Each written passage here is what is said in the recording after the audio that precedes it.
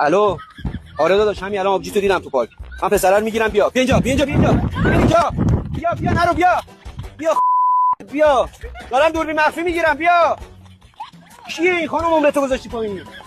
این اصلا به دردت نمیخوره. الو سلام داداش. این آرایشگاهی که گفتی موهاتو خراب کرده دم ایدی همینیه که تو کوچه متحریه؟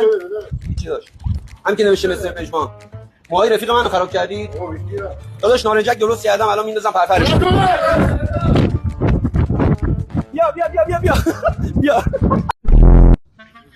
داداش معذرت میخوام میتونی قول جانو بشونی؟ ببخشید آخ دل پیچم گرفتم. تو بوزیدی ریدم؟ ناکن واقعا؟ ریدی وای داداش من معذرت میخوام. داداش من عذر ریدی میخوام. که ما رو غنی کردی. داداش من اصلا به دست نزدم تو من فشار دادی اینجا یکمه.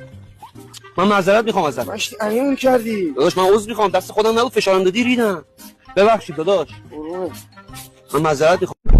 بابا یه لحظه بذار من یه دستشویی برم بهت زنگ میزنم. خانم یه لحظه این خر منو میگیری من یه لحظه برم بیام. خانم خواهش میکنم از شما یه لحظه خانم بگی میذارم اصلا اون هیچ کاری به شما نداره. واقعا خره دیگه خانم پس چیه یه لحظه شما به من اجازه بده برفی جان همینجا بمون باشه بمون من میام. ریخ معذرت میخوام ازتون. من میخوام برم به این آدرس. شما میدونید از کجا باید برم؟ این آدرس پایینیه. این پایینیه؟ آره خیابون دولت.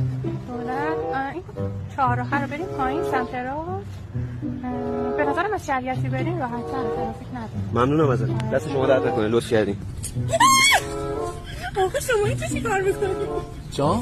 شما اینجا چی کار میکنید؟